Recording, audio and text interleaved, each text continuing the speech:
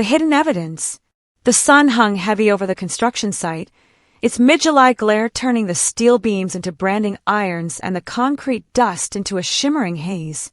Malik Brown wiped the sweat from his brow with the back of his work glove, leaving a dark streak across his forehead. He could feel the weight of the morning in his shoulders. 4 straight hours of hauling rebar, the muscles in his back tight as coiled springs. The break room was a sanctuary of sorts, a cramped trailer with a rattling AC unit that barely took the edge off the heat. Inside, the smell of microwaved leftovers and stale coffee clung to the air. Malik slumped into a chair at the far end of the table, unwrapping the sandwich he'd packed that morning. Around him, the usual chatter of the crew filled the space. Jokes about foremen, complaints about the heat, the easy rhythm of men who had worked together long enough to know each other's rhythms. Then the door banged open.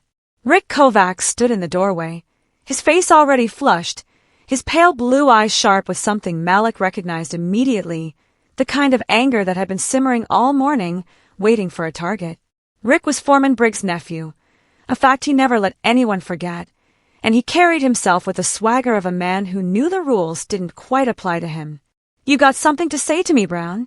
Rick's voice was loud enough that the room went quiet. Malik kept his eyes on his sandwich. "Not a thing, Rick." "Bullshit." Rick's hand slammed down on the table, rattling the loose sugar packets in their dispenser. "Briggs just chewed me out for being late. And guess what? Somebody told him I was hung over on the crane last week." Malik sighed. He hadn't said a word, but he had been the one working beside Rick that day, watching him sway dangerously as he operated the controls. If Briggs had noticed, that wasn't Malik's fault. "I didn't say anything," Malik said evenly. "But if you were sloppy, that's on you." Rick's face darkened. "You calling me a liar?" Before Malik could answer, Rick's fist came flying. Malik jerked back, but not fast enough. The punch grazed his temple, sending a shock of pain through his skull. The second one landed square on his jaw, snapping his head to the side. The taste of copper flooded his mouth. Instinct took over. One swing, just one, and Rick was on the ground, clutching his nose, blood seeping between his fingers.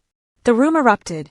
Voices overlapped, hands grabbed at Malik's arms, and above it all, Rick's voice shrill with outrage.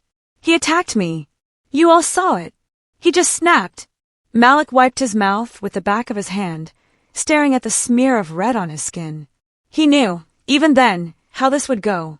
The police arrived within 20 minutes. Malik sat on the dusty ground outside the trailer, his wrists already cuffed behind his back, the metal biting into his skin. The afternoon sun burned the back of his neck as officers spoke in low tones with Foreman Briggs near the site entrance. Around them, the crew had formed loose clusters, some staring, others pretending not to watch. Malik Brown, the taller cop, Officer Greer, according to his badge, looked down at him with the practiced neutrality of someone who'd done this 100 times before.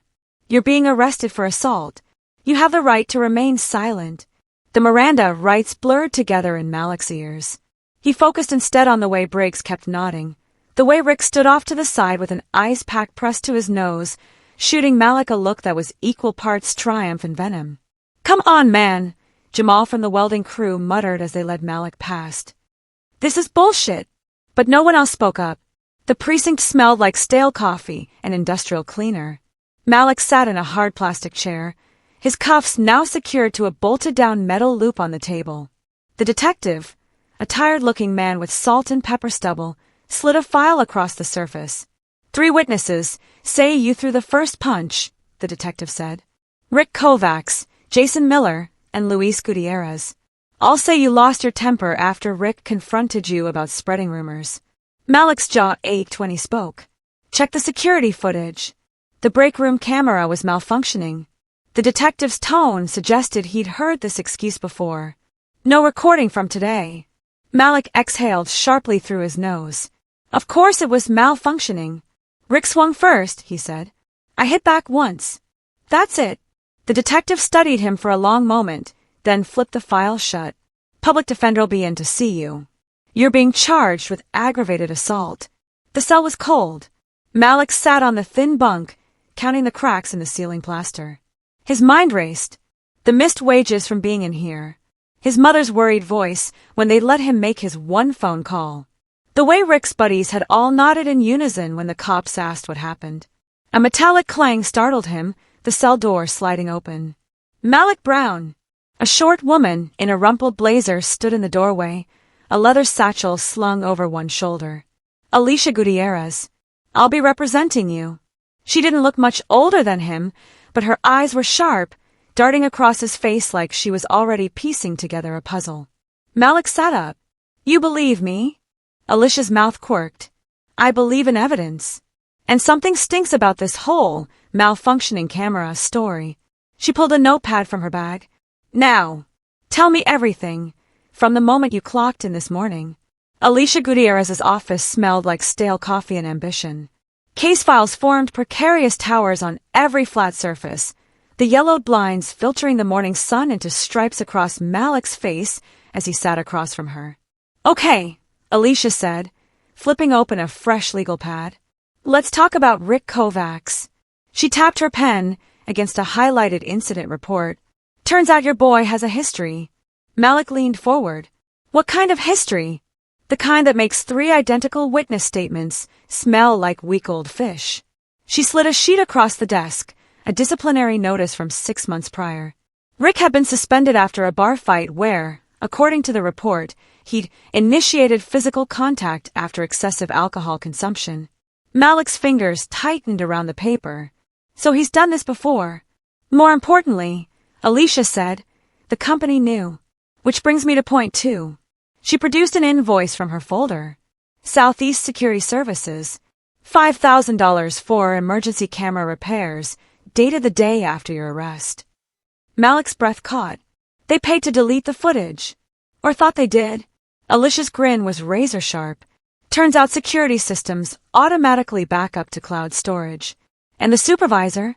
A Vietnam vet named O'Connor who doesn't appreciate being told to falsify records. The courtroom air conditioning hummed like a nervous spectator as Alicia approached the witness stand, USB drive in hand. Your Honor, she said, we have new evidence that fundamentally changes this case. The prosecutor shot to his feet. Objection. This evidence wasn't disclosed. Judge Callahan's gavel cracked like a gunshot. Overruled. I want to see this. The video played on the courtroom monitor in damning HD. Rick's drunken stagger into the break room. The way he'd shoved Malik's shoulder first. The 2 clear punches before Malik's single retaliatory strike. The crew's laughter as Rick clutched his nose like a bad actor. When it ended, the silence was thicker than the smoke from the job site. The settlement check felt heavy in Malik's pocket as he stood outside the courthouse. $750,000. Mandatory bias training for all supervisors. And Rick, transferred to a work site 3 states away. O'Connor met him at the diner across the street, sliding into the booth with 2 coffees. Herb Briggs retired after the board found out about his creative accounting. Malik stirred sugar into his cup, watching the crystals dissolve. You ever think about quitting? Every damn day. O'Connor took a sip. But now, I'm thinking maybe I'll stick around. Somebody's got to make sure the cameras stay on. Outside, the sun broke through the clouds, painting the sidewalk gold.